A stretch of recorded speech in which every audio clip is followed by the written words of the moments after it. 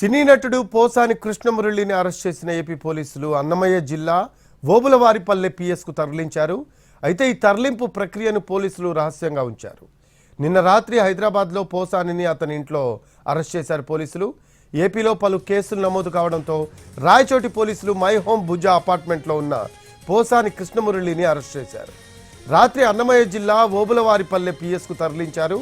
ఇవాళ ఉదయం రైల్వే కోడూరు ప్రభుత్వ ఆసుపత్రిలో పోసానికి వైద్య పరీక్షలు నిర్వహిస్తారు. ఆ తర్వాత కోర్టులో హాజరుపరుస్తారు.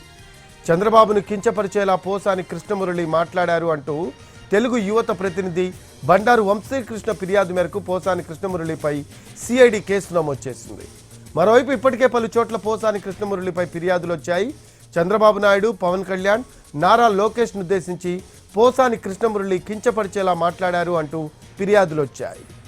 చంద్రబాబు వ్యక్తిత్వాన్ని కించపరిచేలా పోసాని మాట్లాడారు అన్న వంశీకృష్ణ వర్గాల మధ్య విభేదాలు తలెత్తేలా ఆయన మాటలున్నాయని ఫిర్యాదులో పేర్కొన్నారు. ఈ ఫిర్యాదు ఆధారంగా పోసాని కృష్ణమురళిపై సిఐడి అధికారులు 111, 196, 353, 299, 336 ఆఫ్ 3 ఆఫ్ 4, 341, 61 ఆఫ్ 2 బిఎన్ఎస్ సెక్షన్ల ప్రకారం సిఐడి కేసు నమోదు చేసింది. అయితే మరోవైపు CM Nara Chandrababu Naidu, deputy CM Pawan Kalyan, IT మంత్రి నారా లోకేష్లపై అనుచిత వ్యాఖ్యలు చేశారు అంటూ ఇప్పటికే పలు చోట్ల పోసాని కృష్ణమురళిపై పోలీస్ స్టేషన్లకు ఫిర్యాదులు అందాయి. పవన్ కళ్యాణ్, నారా లోకేష్ గురించి చేసిన వ్యాఖ్యలకు కడప జిల్లా రిమ్స్ పోలీస్ స్టేషన్లో బీసీసీఎల్ ఉపాధ్యక్షుడు వెంకట సుబ్బయ్య ఫిర్యాదు చేశారు. అనంతపురం, బాపట్ల, పల్నాడు జిల్లా నరసరావుపేట, చిత్తూరు, తిరుపతి, కృష్ణా, పశ్చిమ గోదావరి జిల్లాల్లోనూ ఫిర్యాదులు చేశారు.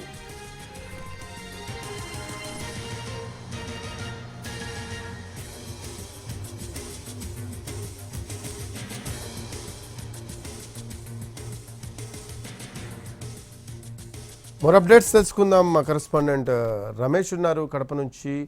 రమేష్, అన్నమయ్య జిల్లా ఓబులవారిపల్లె పిఎస్కు పోసాన్ని తరలించినట్టు తెలుస్తూ ఉంది.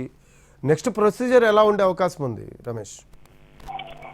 రఫీ, పోసాని మురళీకృష్ణను అన్నమయ్య జిల్లా పోలీసులు నిన్న రాత్రి హైదరాబాద్ లో అరెస్టు చేసి ఓల్వారిపల్లి పోలీస్ స్టేషన్ కు తరలిస్తూ ఉన్నారు.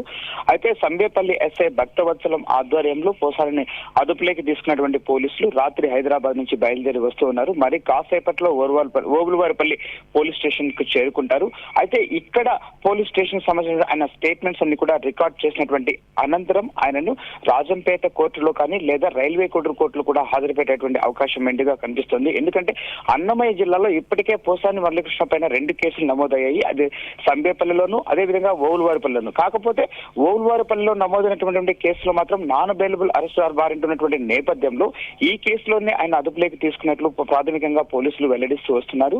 అంతేకాకుండా ఈ రోజు ఆయన అదుపులోకి తీసుకున్న తర్వాత ఇక్కడ ఓవులవారిపల్లి పోలీస్ స్టేషన్ లో పూర్తి స్థాయిలో ఆయన యొక్క స్టేట్మెంట్ తో పాటు ఆ కేసుకు సంబంధించినటువంటి పూర్తి వివరాలను కూడా వాళ్ళు సేకరించబోతున్నారు. అక్కడి నుంచి వీళ్ళని తీసుకువెళ్ళడానికి అటు రిమ్స్ పోలీసు అంటే కడప జిల్లాకు సంబంధించినటువంటి 3 కేసులు పోసానిపై నమోదయ్యాయి. ప్రధానంగా రిమ్స్ పోలీస్ స్టేషన్ తో పాటు చిన్న చౌక పోలీస్ స్టేషన్, అదేవిధంగా 110 పోలీస్ స్టేషన్. సో ఇక్కడ నమోదైనటువంటి కేసుల్లో కూడా ఆయనను అదుపులోకి తీసుకోవడానికి పోలీసులు ప్రయత్నం చేస్తూ ఉన్నారు.